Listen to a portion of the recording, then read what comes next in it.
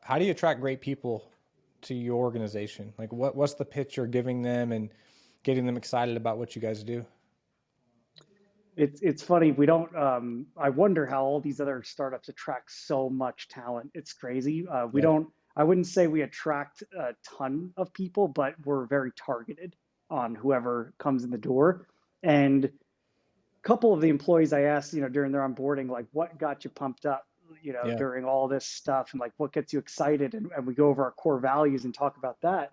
And it's funny is that there's this common theme of kind of this ethical behavior that I think we stand out clearly in this space, especially our competitors with like very clear we're not criminals or Yeah. nor we're criminals. That's just abundantly clear of how we're so different than our biggest competitors. So because of that, I think a lot of people look at those companies as like the bad guys realistically. And they look at us like, we got someone coming in to do something with good intentions for the industry. Of course, we're all here to make money, it's a business. But at the end of the day, like there's this just cause that we would hope the entire industry buys into of making people better, smarter, and getting through this stuff. And ultimately, you can see which companies fall into the category of like you support the just cause or you just support growing a business to sell off to someone. Yeah. It's like you can kind of do both, but you can see it very visible. So the employees that we've attracted have kind of called that out like from the beginning. And I thought that was kind of exciting to keep hearing that over and over again of the people that are joining us are here for more than just the mission. It's like the mission is a big part of it, but it's also kind of the community around what we built with this mission. And I don't know, it's a good demographic to attract because it wouldn't work. And we've had a couple employees come in that just didn't fit right away, and it was just pretty apparent. And it was apparent amongst the group that these employees don't fit. So that's something that I think we're gonna continue to strive to attract and try to do our diligence to make sure we're keeping that right profile. Because I think at the end of the day, those are the people that will stand up for you in front of everyone and say, no, no, like you're treating people wrong. And it's like, if you Yeah. can get your employees to stand up for that, well, then that's the whole point is that everyone supports the same theme and best interest amongst each other. How do you find people today? Is it more like, are you posting a job on LinkedIn? Is it like friends and family, like someone refers a top-notch candidate? Is it all over the place? Any source of good talent? Everything. Yeah. I think that's what I was like. I don't know how these people are doing it, how they hire 100 people in a row, because it's difficult because you have to put in the effort if you want the results. And for the most part, every single case has been a one-off.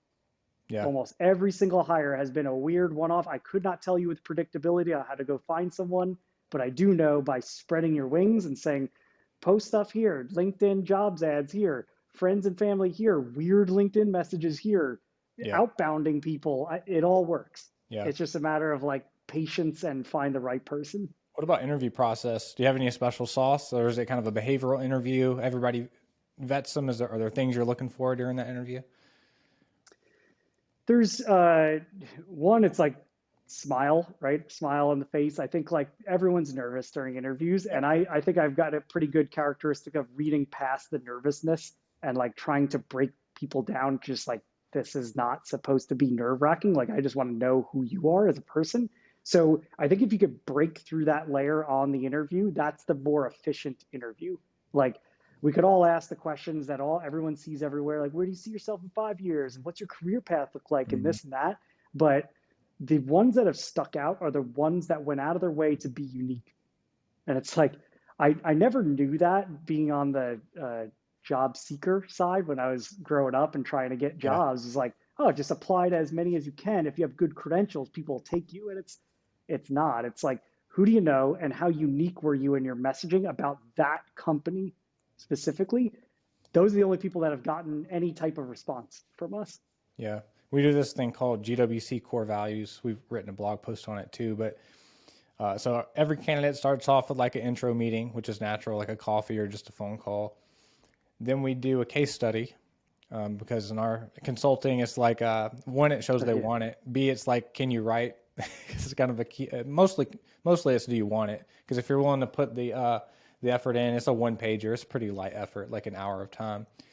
Then we do a couple team interviews, like usually a couple rounds of team interviews. Then we measure the candidate against GWC Core Values.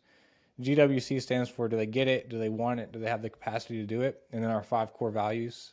And they get a 0 to 3. They have to get a 16 to get it. We've done that like since hire number 4.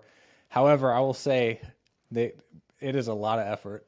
Like, I don't know if Exhausting. that's scalable, if we could do that, like if we had to hire 100 people, but it's definitely helped us keep good folks. I'm with you though. I don't know how people hire like 200 people. I mean, I guess that's why they have full teams of recruiters and stuff, because it's tough, especially in the security space. Like, there's a huge talent shortage as it is.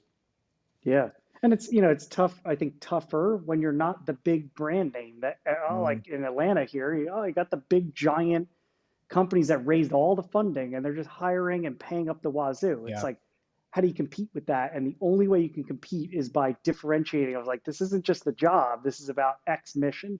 And you're going to exclude a ton of people, but you're going to find the right people. And I'd rather find less right people than more people that are just, like butts in seats, hire and fire quick. It's like, Yeah. just not us, not going to be us. That's how we are too. I think intentional exclusion is okay. Like, it's okay if someone knows this isn't right for them early in the process. Like, it's not what I want to be doing. It's not exciting, whatever. I'm not on board with the mission.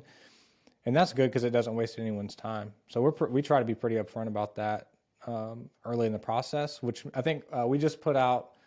So we just hired 3 people. We had over 400 applicants through like LinkedIn and stuff for those 3 positions. And we have someone who is helping out with like what we call vibes. We don't call it HR, we call it vibes management. But she put out LinkedIn posts for those, and I couldn't believe that we had that number of applicants. And half of them were like on paper not qualified to do it. They probably saw cybersecurity and thought that was cool, Yeah. so why not easy apply? The other half were decent candidates, and then we had to narrow it down and take them to the interview. That was like the most work I've done in like the last year. It was so Oh much yeah. work.